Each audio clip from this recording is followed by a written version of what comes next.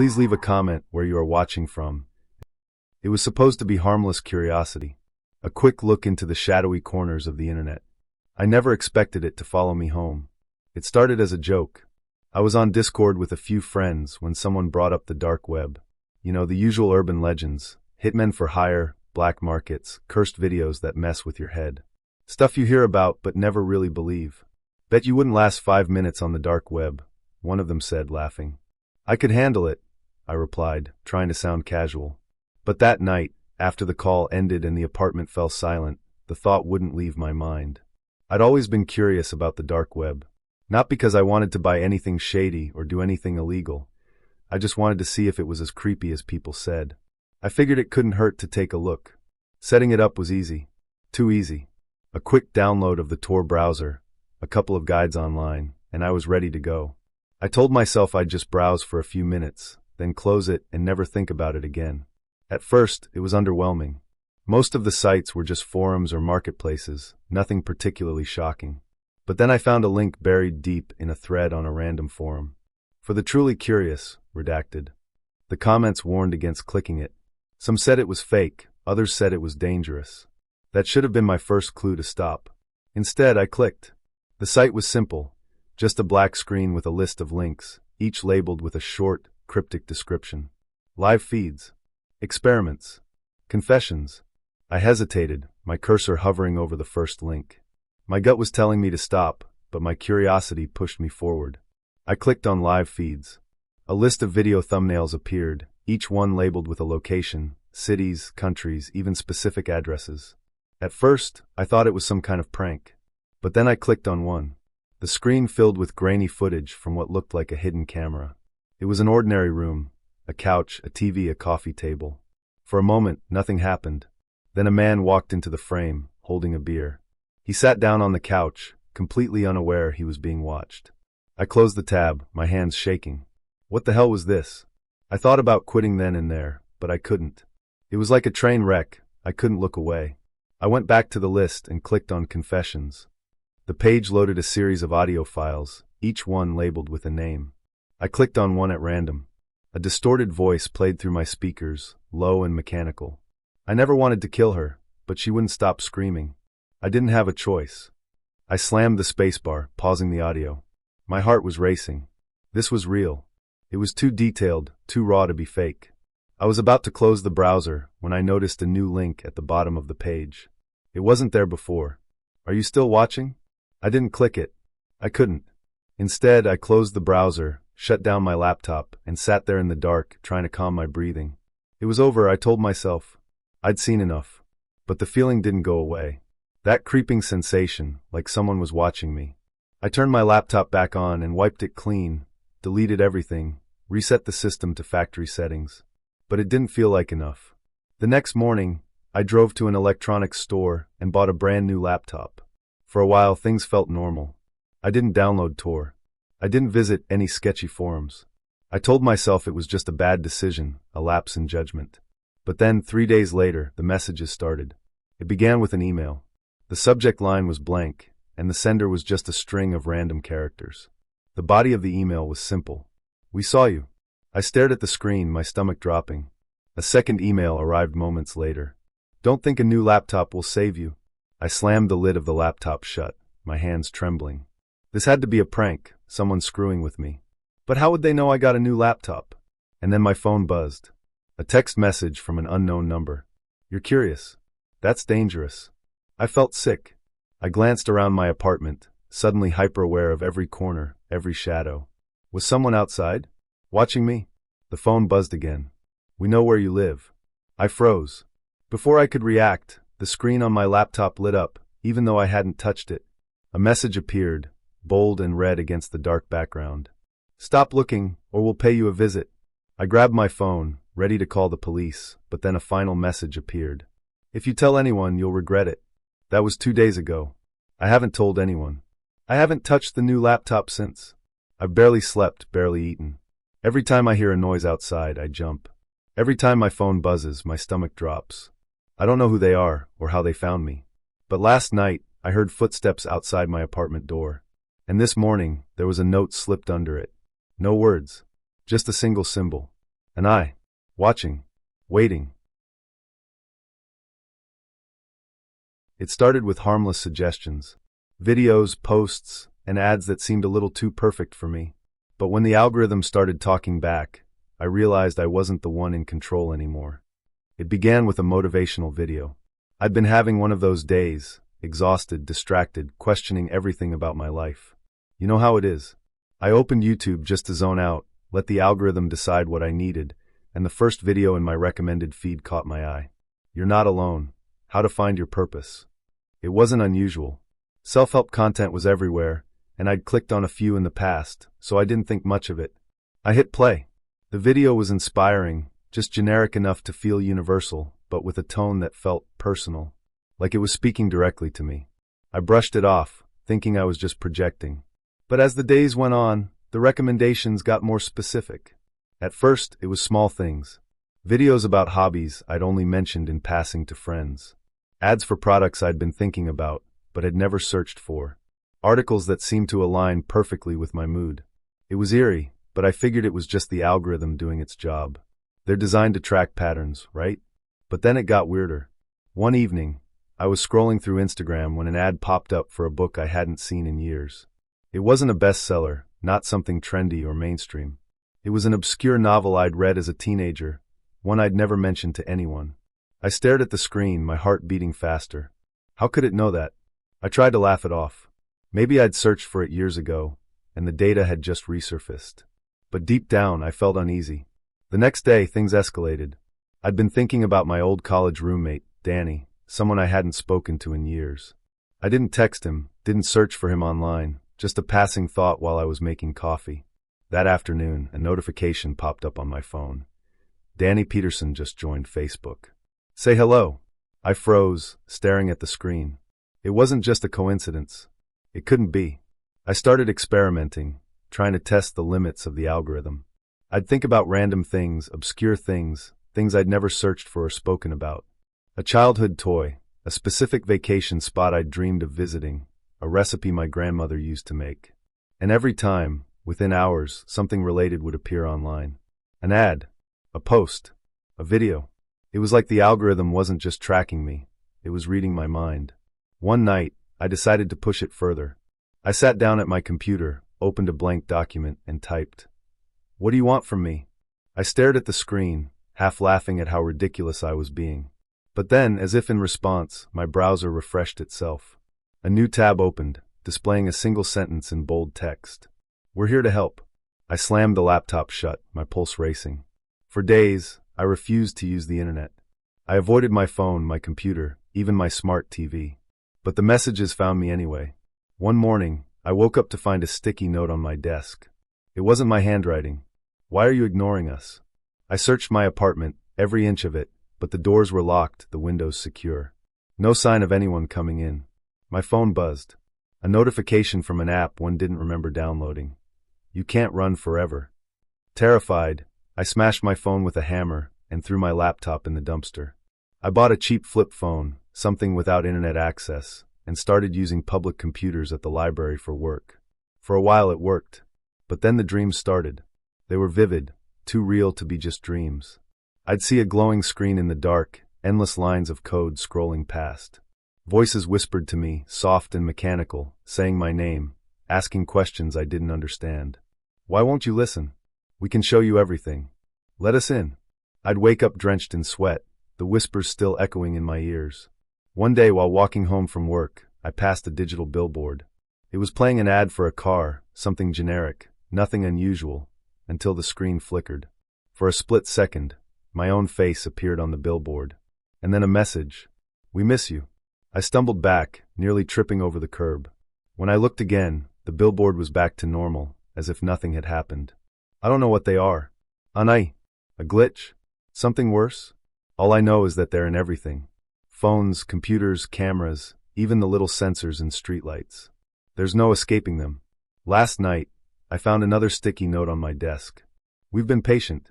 Don't make us come to you." This morning, my flip phone buzzed with a text message. "Look outside."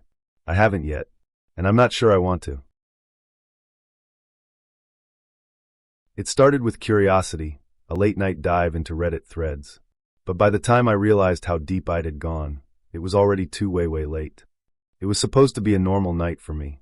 A couple of beers, a bag of chips, and my favorite website Reddit, my usual routine for unwinding after work. I'd always liked reading creepy threads, indulging in the darker corners of the internet where people shared weird stories and mysteries.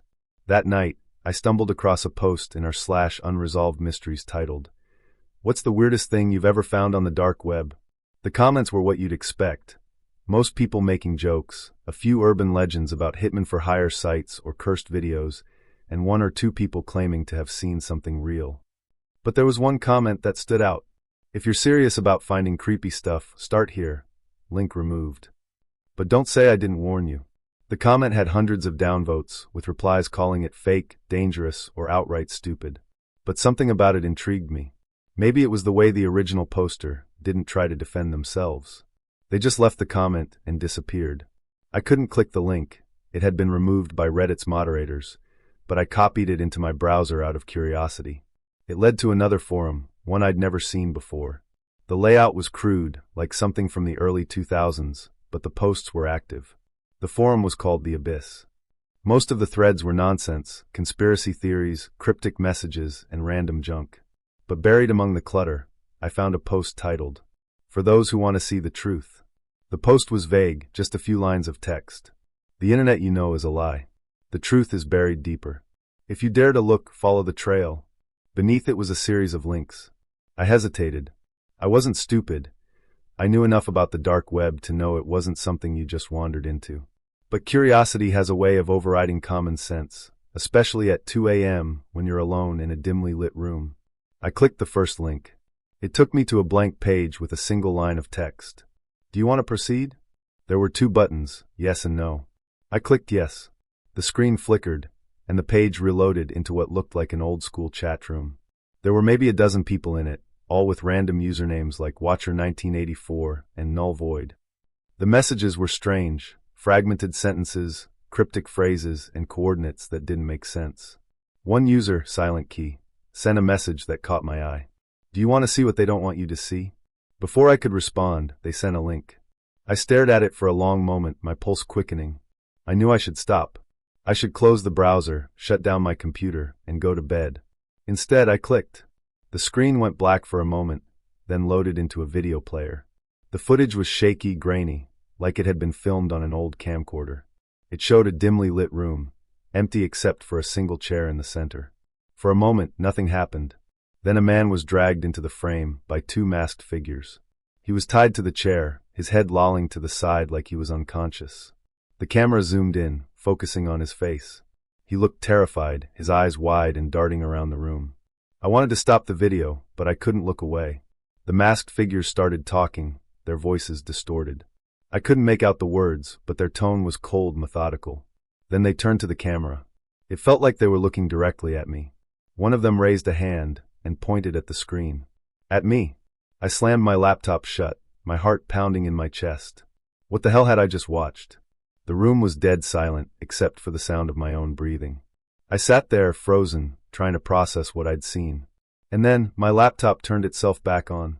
The screen lit up, displaying a single message in bold, red text. "If you tell anyone what you saw, we will come for you." I stared at the screen, my hands trembling. How was this happening? My laptop wasn't even connected to the charger. The message disappeared, replaced by my desktop. Everything looked normal, like nothing had happened. But I knew better. I didn't sleep that night. The next morning, I told myself it had to be a prank. Maybe I'd stumbled onto some elaborate ARG, or someone had hacked my laptop to mess with me. But when I went to check the forum again, it was gone. The link led to a 404 error, as if the site had never existed. I tried searching for The Abyss, but nothing came up. No forums, no mentions, nothing. It was like it had been wiped from the internet entirely. Over the next few days, strange things started happening. My phone would buzz with notifications, but when I checked, there were no new messages. Random windows would open on my laptop, showing blank screens or garbled text. And then there was the feeling. That constant, nagging feeling that I was being watched. At first, I thought it was paranoia. But then I started noticing little things. A car parked outside my building for hours, the same man walking past my window multiple times a day. I stopped leaving the house. One night, I woke up to the sound of my phone buzzing. There was a new message from an unknown number. You were warned. My hands shook as I typed out a reply. Who is this? The response came almost immediately. You don't need to know. Just stay quiet. I threw my phone across the room, my chest tightening with panic. But when I looked back at the screen, the message was gone. I don't know who they are, or why they're doing this. I've thought about going to the police, but what would I even say? That I clicked on the wrong link, and now I'm being stalked? They'd never believe me. So now I'm stuck. Trapped in my own apartment, waiting for the next message, the next reminder that they're still watching. It was supposed to be a simple challenge. Hack the target, claim the prize. But when I realized who or what I was messing with, it was already way too late. I've been a hacker for years. Not one of those fancy Hollywood types who smashes keyboards and spouts techno-jargon while green code rains down a screen. Nah, I'm the real deal, quiet, methodical, and good at staying invisible. For me, it's always been about the thrill. The adrenaline rush of slipping past firewalls, the satisfaction of cracking a system that swore it was unhackable. I didn't care about fame or money. I just liked being better than the people who thought they were untouchable. That's how I found myself on Nocturne, a dark web forum where hackers go to brag, trade tools, and sometimes compete. It started with a post on the front page, written by someone calling themselves Cypher. Prove your skills. Hack the unhackable. Winner takes $50,000 in Bitcoin. The post was simple, with a link to a file and nothing else. It didn't say who the target was or why they wanted it hacked, just that the first person to breach the system and upload proof would win the prize. Most of the comments were skeptical. Probably a scam. This guy's just fishing for noobs to trace. 50K? Yeah, sure, bro. But a few people took it seriously. Big names in the hacking community started chiming in, saying they were giving it a shot. That's what caught my attention. If these guys thought it was legit, it probably was. And even if it wasn't, I couldn't resist the challenge. I downloaded the file and opened it on a secure virtual machine. The details were sparse, just an IP address and a string of encrypted text that looked like a key to something. No hints about the target, no backstory, nothing. Weird, but not unheard of. I ran a few scans on the IP, trying to get a sense of what I was dealing with. The system was locked down tight, layers of encryption, multiple firewalls, and what looked like some kind of custom-built intrusion detection software. Whoever this belonged to, they weren't messing around. But I wasn't worried. I'd hacked government servers before, even the occasional corporate database. This was just another puzzle to solve. For the next few hours, I chipped away at the defenses. It wasn't easy. Every time I thought I'd found a way in, the system would shift, like it was adapting to my attacks. That should have been my first red flag. Most systems don't fight back like that. They're static, predictable. But this one felt alive. I told myself it was just paranoia. Probably some kind of advanced algorithm designed to throw hackers off. By midnight, I'd made progress. I bypassed the firewalls and decrypted the key from the file. All that was left was to crack the final layer of encryption protecting the main directory. That's when things got weird. As soon as I started running my decryption tool, my screen froze. At first, I thought it was a crash. Happens sometimes when you're pushing your system too hard. But then a message appeared in the middle of the screen. Who are you? I stared at it, my heart skipping a beat. The system wasn't supposed to do that. No one was supposed to know I was here. I typed a response, trying to play it cool. Just passing through. The message disappeared, replaced by another. Leave now. I hesitated. Part of me wanted to listen. Whatever this system was, it wasn't normal. But I was too deep to quit now. I ignored the warning and kept working. That's when everything went to hell. My virtual machine crashed, kicking me back to my main desktop. Before I could reboot it, another message popped up on my screen. You were warned. Then my entire system started going haywire. Files opened and closed on their own, my webcam light flickered on, and my CPU spiked to 100%. I pulled the plug on my router, hoping to cut the connection, but it didn't help. The messages kept coming, one after another. Who sent you? You're in over your head. Don't make me find you. My heart was pounding. I'd dealt with countermeasures before, honeypots, traps, even the occasional trace, but this wasn't like anything I'd seen. It felt personal. I grabbed my laptop and drove to a nearby coffee shop. I needed to get out of my apartment, away from my network, while I figured out what to do. When I connected to the shop's Wi-Fi, my inbox was flooded with emails. Dozens of them, all from the same address, unknown@null.null. The subject lines were all the same. Stop. I opened one of the emails. It contained a single image, a picture of my apartment building, taken from the street. Panic set in. Whoever I was dealing with, they knew where I lived. They'd found me, tracked me, and I didn't even know how. I thought about calling the police, but what would I say? That I'd been hacking someone, and they'd hack me back. Instead, I replied to one of the emails. I'm done. I'll stop. Just leave me alone. The response came instantly. Too late. I drove home, my mind racing. When I got there, the door to my apartment was ajar. I stepped inside cautiously, my heart pounding in my ears. The place looked normal, nothing missing, nothing out of place. But on my desk, where my laptop had been, was a single sheet of paper. Written on it, in blocky, typed letters, was a message. You play with fire, you get burned. Next time, stay in your lane. And beneath it, taped to the paper, was a flash drive. I haven't touched the drive. I don't know who I hacked, or what I almost uncovered, but I'd be lying if I said I wasn't tempted to find out. But every time I look at that drive, I remember the messages, the way my system crumbled like paper, the picture of my building. And I remember the last email they sent me, the one that came while I was sitting in my car outside the coffee shop. We're always watching. It started with a simple flash drive. I found it on my desk one evening after the students had cleared out, the classroom quiet except for the hum of the fluorescent lights. I didn't think much of it at first, just a plain black USB drive, unmarked, sitting next to the pile of ungraded tests. I figured one of my students had left it behind. It wasn't unusual for them to forget things, phones, chargers, even entire backpacks sometimes. I slid the drive into my pocket, planning to drop it off at the lost and found on my way out. But as I locked up my classroom, something about it gnawed at me.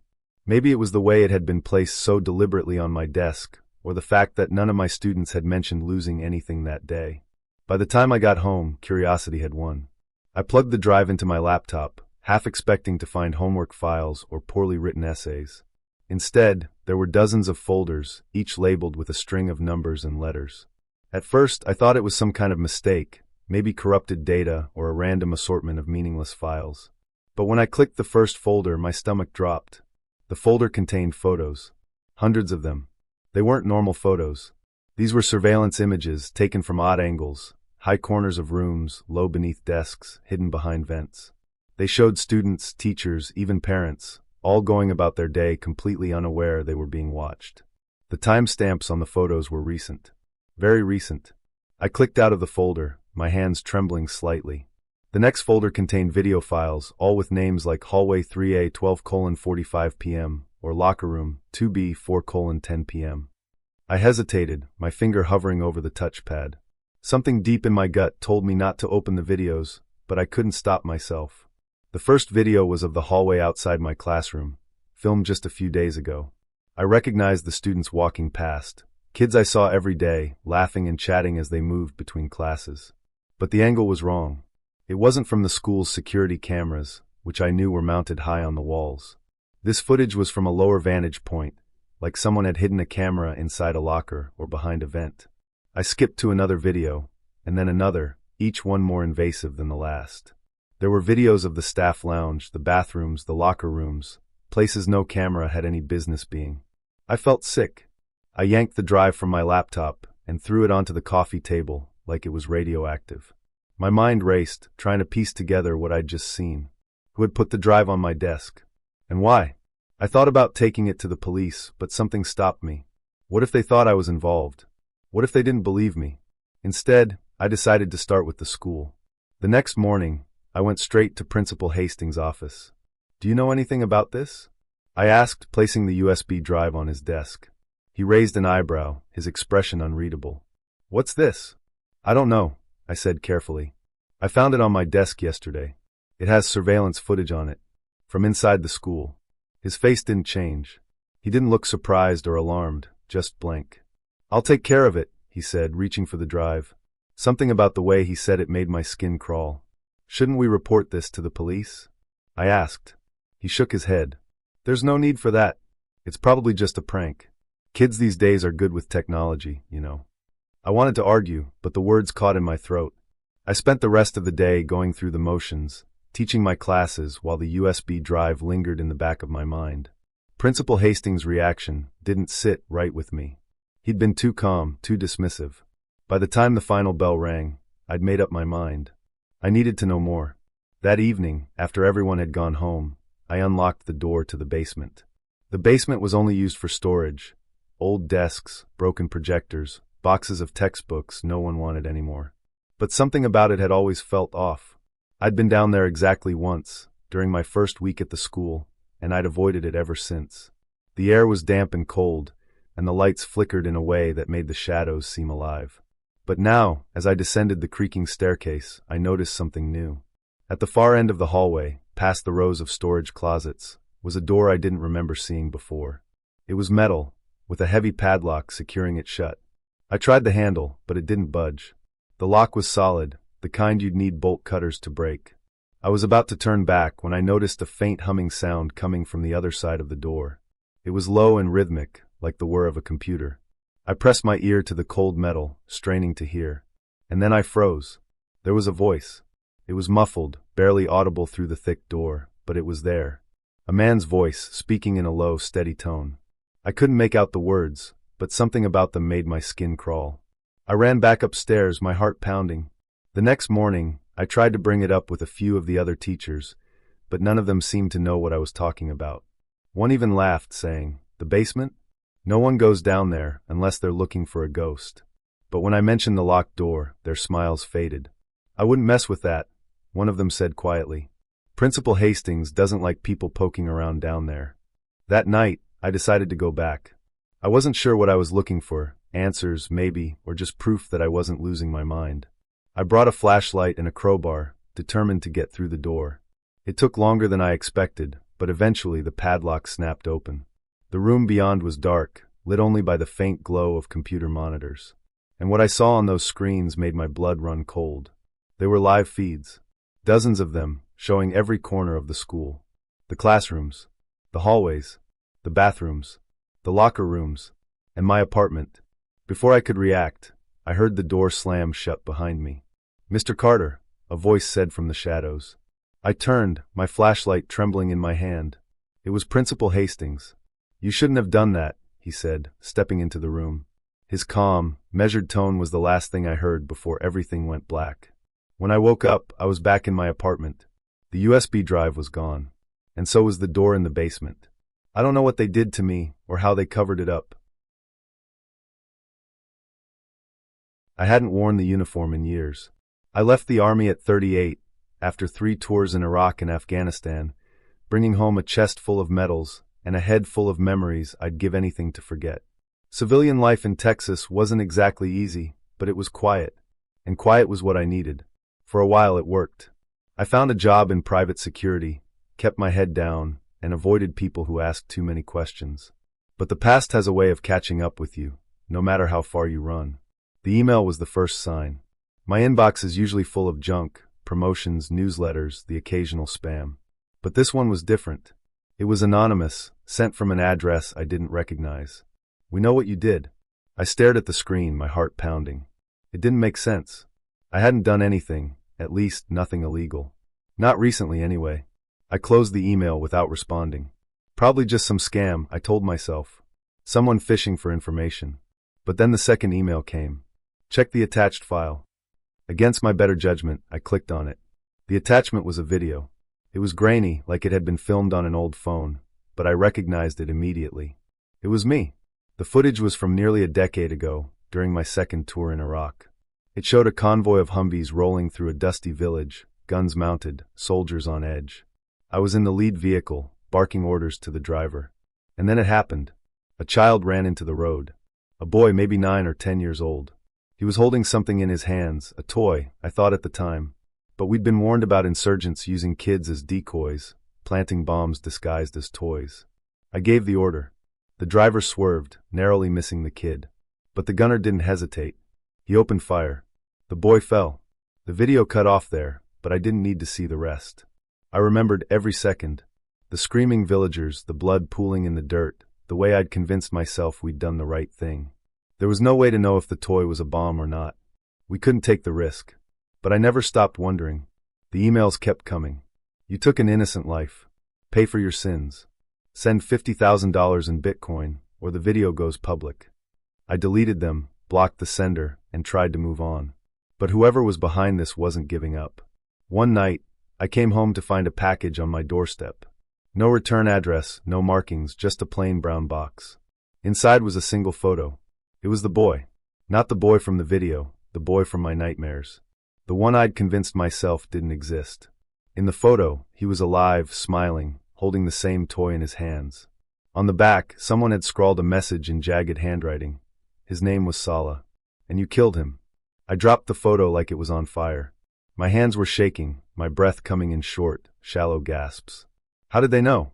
I spent the next few days in a fog, constantly looking over my shoulder. Every time my phone buzzed, my stomach clenched. Every time I checked my email, I braced myself for another message. And then the phone call came. It was late, past midnight. The house was dark, the only light coming from the glow of my laptop.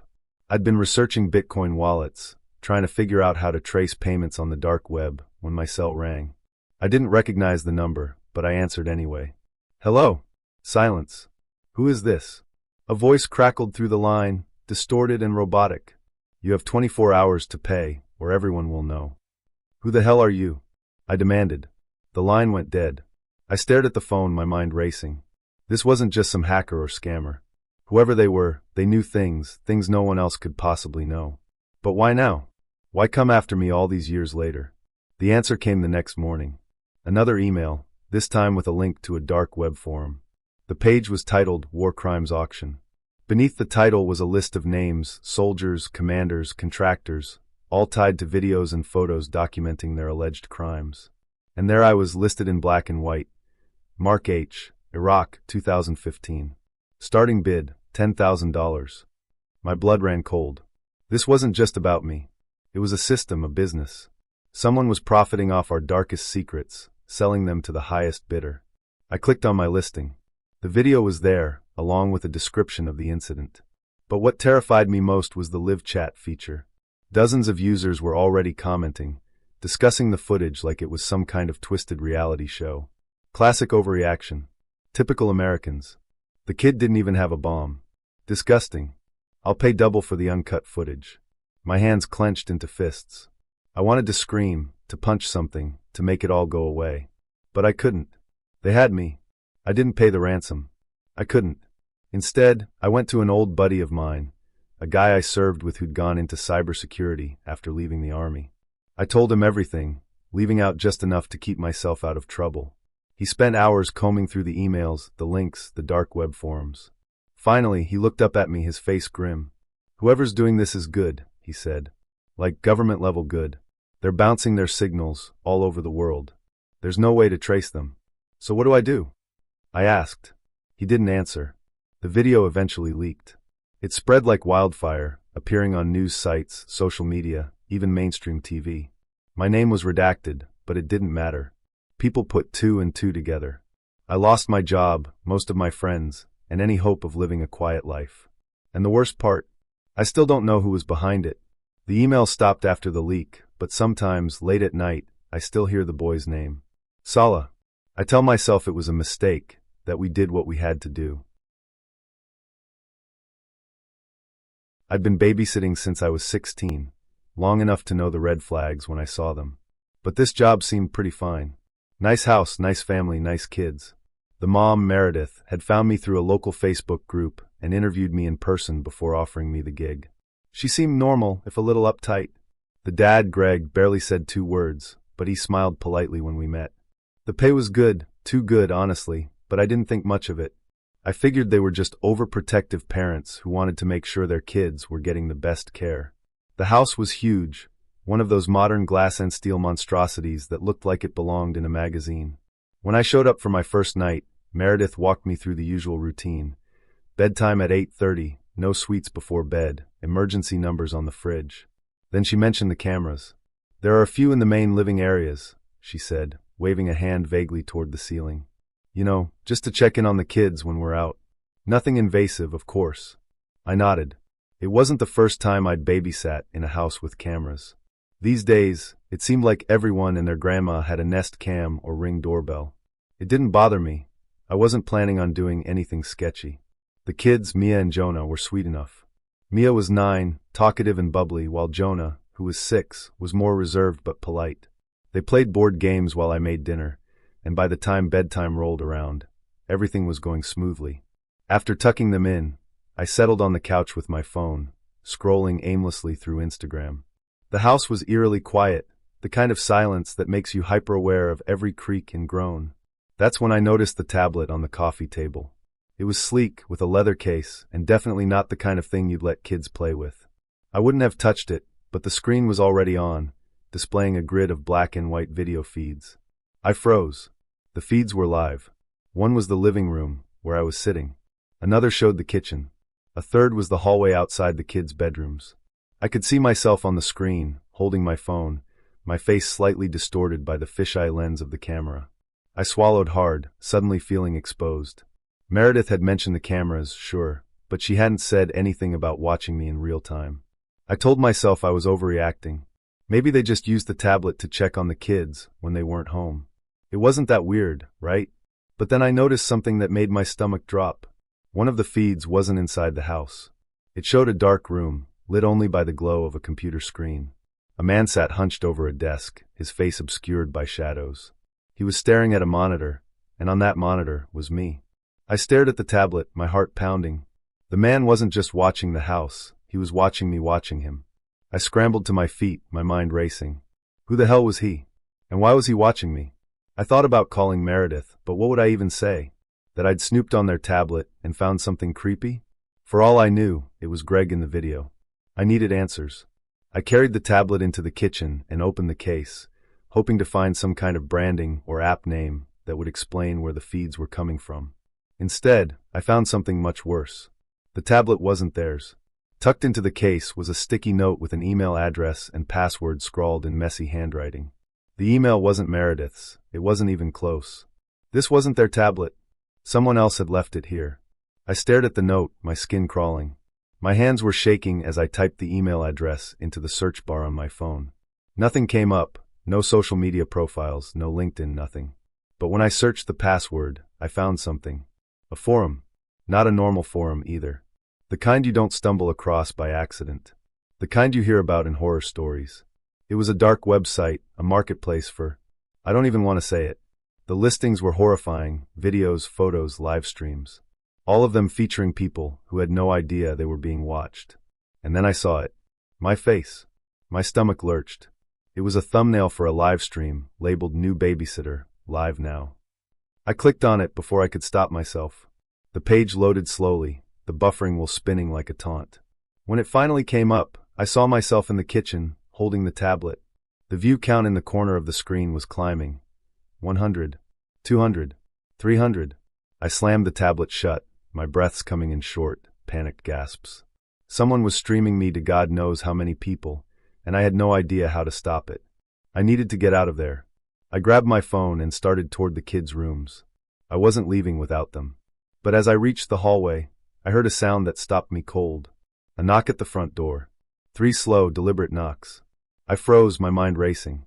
Meredith and Greg weren't supposed to be home for hours. I crept toward the door, my heart pounding so loudly I was sure whoever was outside could hear it. Through the peephole I saw nothing. Just darkness. The knocks came again, louder this time. I backed away, clutching my phone like a lifeline. The live stream was still running in my mind's eye, the view count climbing higher and higher. Whoever was knocking, they knew I was here. And then my phone vibrated. It was a text from an unknown number. Answer the door. My blood ran cold. I did the only thing I could think of. I called Meredith. The phone rang and rang, but no one picked up. I tried again, and this time Greg answered. Hello, he said, his voice groggy, like I'd woken him up. Greg, someone's at the door, I whispered, my voice shaking. I think they're watching me. There was a long pause. Who is this? I blinked. It's Lily, the babysitter. Don't you? I don't know a Lily, he interrupted. We don't have a babysitter. My heart stopped. I turned toward the kids' rooms. The hallway was empty, the doors slightly ajar. Who are you? Greg demanded, but I couldn't speak. Because I realized something horrifying. The kids weren't the ones being watched. I was. And I wasn't the babysitter. I was the bait.